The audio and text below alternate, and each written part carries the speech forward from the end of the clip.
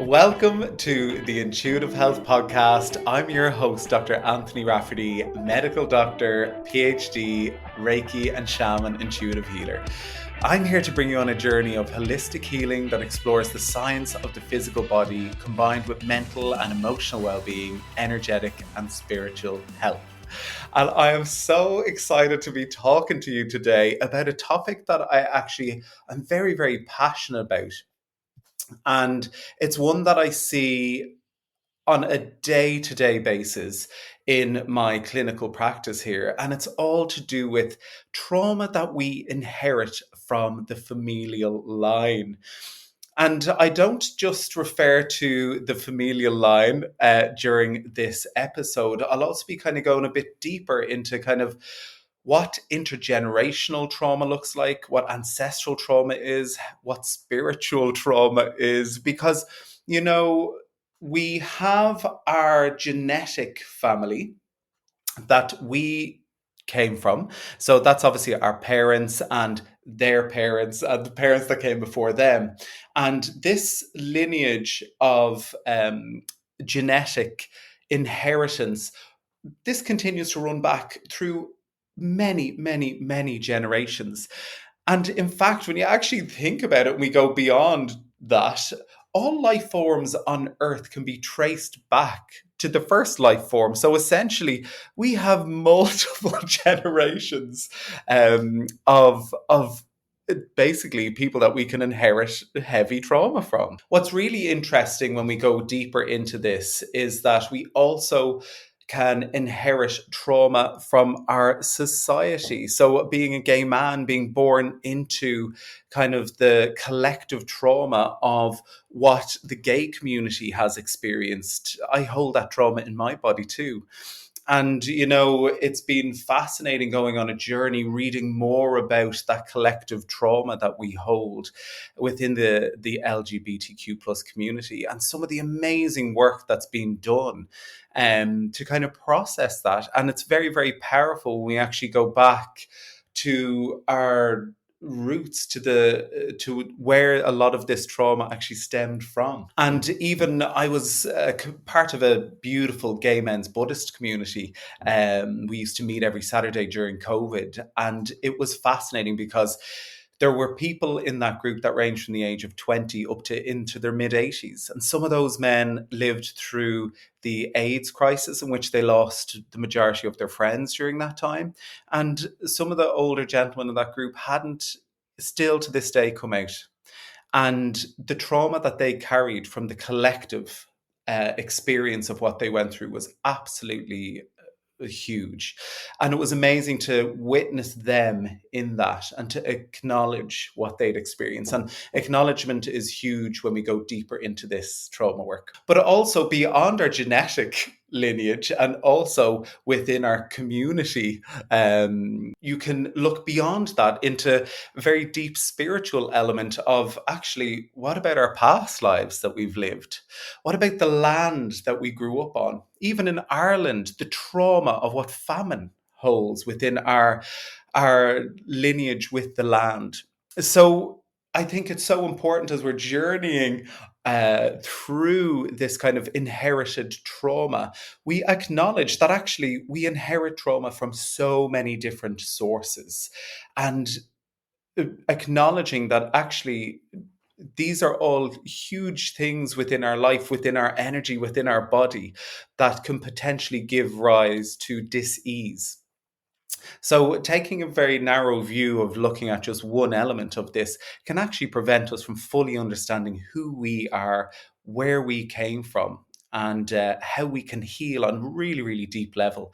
And that is a journey that I have been on for years and will continue on for the rest of my life. And as you peel one layer back from the onion, another layer just pops up and becomes very apparent that actually, okay, we need to do another little bit of healing for this now. But that's what the joy and the mystery of life is all about. But within this episode, I really want to go a little bit deeper into the inherited familial trauma. And this is the intergenerational trauma that I talk about with regard to how trauma within your family line has been passed down from generation to generation. Now, it's really interesting because Carl Jung said something really, really interesting with regard to what remains unconscious will be experienced as fate. Now, Alberto Violdo, he's this absolutely powerful and magical shaman that I really, really love his work through the Four Winds Society. He's essentially brought shamanism from the East to the Western world and is teaching people, waking people back up to their shamanic history in past lives and to the power that they hold as shamanic healers in this life, connecting us back to the land. He has really beautiful books about all of this. And he talks about fate versus destiny. That fate is fated to us through our family lineage, essentially, where we repeat patterns that aren't healed from generation to generation to generation. So, fate, he believes, is fatal, whereas destiny, it's a path that our soul came here to fulfill. And when we heal familial wounds, we step from fate into destiny and we dream our world into being. We dream that destiny into being when we begin to heal the wounds of our ancestors, of our intergenerational wounding and trauma. So, generally speaking, I love to go into a bit of what is held within the subconscious. So, as we go through life, basically, we have our conscious mind. It's everything that we're kind of thinking about on the day to day. But in the subconscious mind, that's the depths, that's the shadow that we hold. A lot of the wounding and the trauma that was just too big to be felt within our lifetime and within our familial lifetime. And of course, as we journey through our life, we accrue so much trauma in our body from our own personal life experiences. But within our family lineage, we have had great traumas and there has been great sadness and grief that within the family lineages that came before us, there wasn't therapists around a lot of the time, although there was beautiful community settings and healing was more of a community undertaking. And there was beautiful healers connected to the land. We've kind of largely lost touch with a lot of that these days. And although we have wonderful healers in very many forms here today to help us on our journey, a lot of people come through to me and they're like, "Do you know, I've been in talk therapy for 10 years and I'm just not getting through these blocks." And I'm thinking to myself, well, sometimes talk therapy can bring things from the subconscious into the conscious for processing. But what I tend to find through my work is for some people, it's actually a deep energy that's held within the body that can't be accessed through talk therapy alone. And oftentimes, when we go deeper into the energy of that, it's an energy that they hold in their body that doesn't even belong to them. It's actually an energy of wounding and trauma that's been passed down through the family line, bestowed upon them, and then they have taken it upon themselves to actually heal and release that energy on behalf of themselves and all the beautiful members of the family that came beforehand. Now, when I talk about familial trauma, there's some new, quite key themes that tend to represent themselves in my clinical practice. And they tend to be within the family, was there any element of abandonment? Did anybody die by suicide? Did anybody experience war? Or was there death within the family, even premature death? And oftentimes, because I do a lot of fertility work, it's a lot of energy within the womb space for women of the death of babies that came before. So, all of these things create an energetic imprint or a blueprint within someone.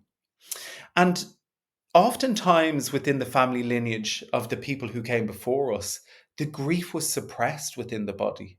When people experienced things, they just got on with it, is a lot of what I hear within my journey with my clients. My granny just got on with it. She was very resilient. She held it very well. She held the energy and the grief and the trauma very well. But that was actually passed down through the line, from generation to generation because it wasn't felt and released.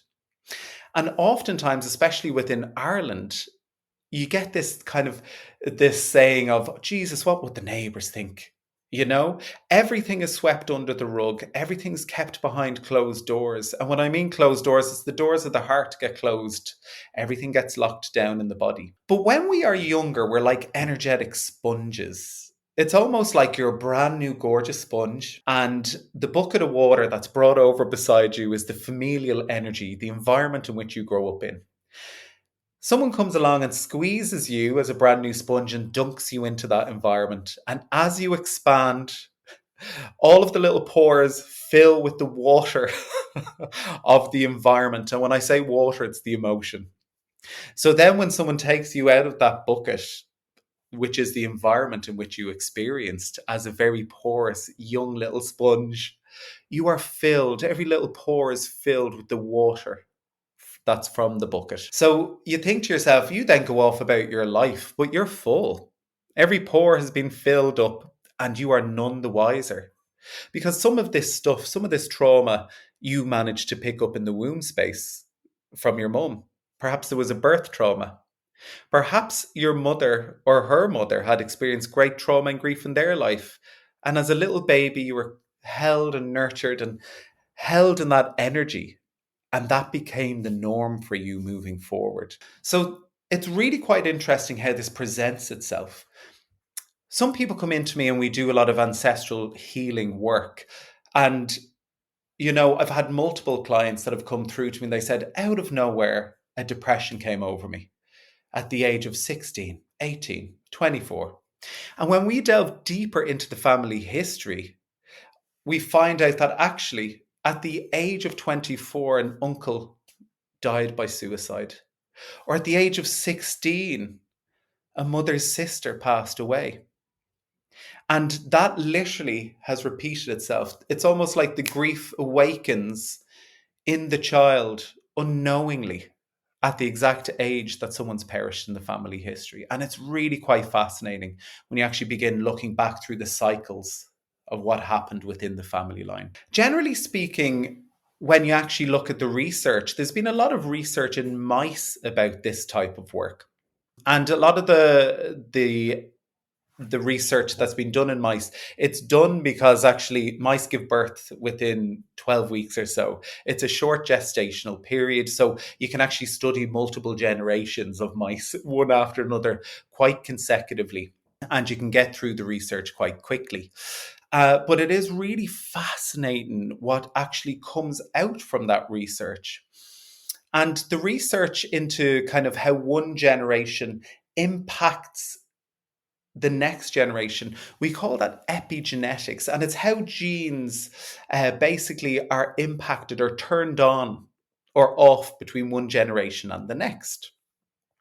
And the research in mice is actually really, really interesting because it shows that a lot of stress that was felt within a grandmother's pregnancy, that's still evident within the behavioral, the physiological, and the metabolical imprinting of offspring, which are essentially two generations below. So there's some really fascinating work about this. And there's a great saying that says, genes load the gun, but it's the environment that pulls the trigger. And not everybody that's born with a genetic predisposition to something or a disease will actually go on to express that disease. But it's the environment, it's the bucket of water that you're being dunked into that is essentially going to really be one of the key elements in which a disease or a genetic expression comes to light. Now, there has been some work done, and there's been some fabulous people who've studied a lot of this in humans as well. And there was a lot of work done in survivors of the Holocaust. So there has been some fascinating books written about this, and people like Gabor Mate and Bessel van der Kolk have some beautiful books. The Body Keeps the Score, When the Body Says No. These are all wonderful kind of documented descriptions of what I'm actually discussing now. And both of them talk a lot about the Holocaust and even survivors from the 9/11 attacks and how that has actually impacted offspring of people who were pregnant at that time. It's really quite interesting because there's a series of beautiful studies that were done over many years by a professor at Stanford University called Bruce Lipton. And he basically discussed the fact that DNA was impacted by negative thoughts, feelings, and emotions, and that signals from the environment can activate or silence genes. So, this ties into the discussion essentially on the environmental triggers that give rise to the genetic expression of conditions or dysfunction that happens within the family lineage. He also documented that emotions alter the cells in the offspring that are within the uterus. So, emotions have a biological impact on the physiology, the metabolism, and the behavior of offspring, which is fascinating to me. That's within the womb. And there's documented evidence that essentially shows that this can be happening even as early as the first trimester of pregnancy, which is wild. Essentially, he showed that chronic emotions can pre-program how children respond to their environment, how they respond to the bucket of water that they're dunked into as little sponges when they're born. Now, with regard to Holocaust survivors, it's really interesting because those who survived the Holocaust, research was done into looking at their cortisol levels, which is a stress hormone. And they experienced such heightened nervous system responses. And, you know, the stress hormones they were producing at the time of the experience that they went through, the body went into such a state of fatigue afterwards that they actually began to document lower cortisol levels. The body wasn't producing as much cortisol after the event. What was fascinating was when they actually studied the children of Holocaust survivors, the children also had lower cortisol levels as well. So it's almost like that imprinting then got passed on to the children. So, in order to heal these wounds within the family line, you start having to think to yourself, well, you know, how do we heal this? How do we heal this? And the bottom line is we need to feel it to heal it. So, what I tend to do is bring my clients on a journey of embodying or imagining what the wounds of the trauma may have felt like for their loved ones. And sometimes I find it really interesting because when I'm doing the energetic work and kind of trying to identify where the root of a lot of this trauma that people hold in their bodies is, people say to me, "Oh my God, I feel like I'm crying, but they're not my tears. I feel really sad, but I feel sad for my granny. I feel sad for the loss of my aunt. I feel sad for the loss of my uncle that died as a baby." But they acknowledge that that's not their energy. They're grieving on behalf of one of the family members. And it's beautiful to witness that because people can hold that in their hearts, allow it to rise and release, and then they themselves feel lighter. So, what's really, really fascinating and what I find really, really interesting is when you actually look at the science of inheritance, actually. And I love talking about energy and how energy impacts the body. But when you think about it, a grandmother who's carrying her female baby in the womb, at 5 months gestation, that baby contains all of the eggs in her ovary that she's going to be born with for the rest of her life. So the genetic information that gives rise to her children is present within the ovary, which blows my mind. And essentially, this has happened from one generation to the next. So when you think about it, all the women who came before, their life experiences, the trauma that they experienced during the pregnancy, even the birth, a lot of that is imprinting energetically onto the DNA that exists within the ovary of every lady, every woman that comes generation after generation after generation. What's really quite fascinating is the eggs reach a stage of development that halts until they actually get to the point later in life where a sperm fuses with the egg and it goes on to then go into the next stages of development. However, men, they also have the precursor cells for all the sperm that they're going to have. So there's multiple ways in which both parents can impact us on an energetic level. And the lineage, how that's actually impacted on our body. Now, funnily enough, we obviously carry trauma with our parents. But what I tend to see is it's actually a lot of wounding within the grandparent lineage. Within that line, I tend to find has a huge impact on people coming through my door. So it's the losses, the griefs, the traumas that their grandparents experience. It's almost like it skips or magnifies as it goes through the parental era into the grandchildren. And a lot of the healing that I tend to do is within the grandparent time. And ultimately, these emotions can be huge. Things like fear can be utterly debilitating. But it's also really important to remember that feelings can be beautiful. Feelings can be love. They can be joy. They can be elation. So you also have the ability to really be impacted by those emotions in your earlier years too. It's not all about trauma. Because within the family lineage, behind the trauma, there are also strengths. There is resilience. There is power within the family lineage too. And sometimes on this journey we can become quite fixated on the fact that actually, oh my God, there's been so much trauma, trauma, trauma, trauma. And I do see that a lot of blocks within the body and the predisposition to disease is linked to trauma. But it's important to remember also that we have the ability to actually reclaim the beautiful gifts and the strengths that run within the familial lines as well. It doesn't always have to be about the trauma as such. So that's really, really lovely. And one thing that I read, which I really, really it resonated with me, we can't change our DNA, but we can alter how it functions. And I love this because, with regard to trauma, when we feel it, we heal it.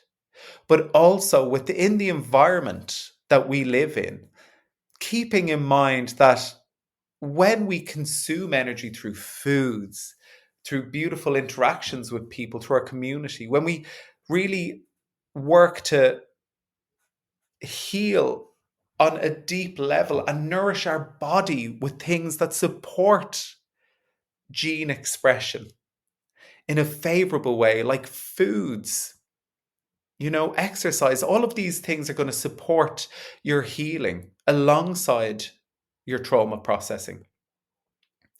And one thing I will say as well, there's been some amazing studies done looking at the impact that meditation can have to literally alter the expression of genes. So, although trauma can impact us on a deep genetic and energetic level, we also have the ability to impact the genes that are expressed within our own body on a day-to-day basis through how we live our life. And it's so important to recognize that our body is so precious. It is literally this gorgeous vessel that carries our soul around. And when we treat it with respect and we heal it on multiple different levels, provide it with the nourishment and the energy that it needs, we can alter the expression of our genes and we can change our fate into destiny. So I just wanted to wrap up the end of this episode by talking about the healing work that I do in the practice. So I do a lot of ancestral and intergenerational healing as part of my work with bringing people on a journey to release the trauma, to release the energy held within the body on behalf of the other family members that came before us. With women specifically, I tend to do a lot of womb related work because women hold the energy of trauma from all the women that came before them, oftentimes in the womb space. And that has been transformative for reproductive health for women, and also in cases of fertility related concerns, which has been magic. I'll also be running a retreat in France where we'll go deep into actually healing intergenerational and familial inherited trauma. We'll be doing some shamanic work, which goes deep into the energy release of that. We'll be doing some breath work, which can really, really be a beautiful addition to your self-care practice to help unlock those trapped energies within the body of trauma. And that will be from 29th to the 2nd of May in France, in southern France. And please check out the website if you're interested in joining us on that journey. It's going to be a truly transformational experience, helping people step into their destiny. And releasing that fate, which can be fatal as we move forward. So please, please, please, if you liked this episode, follow, rate, and share. And from my heart to yours, sending love. And I will talk to you again next week.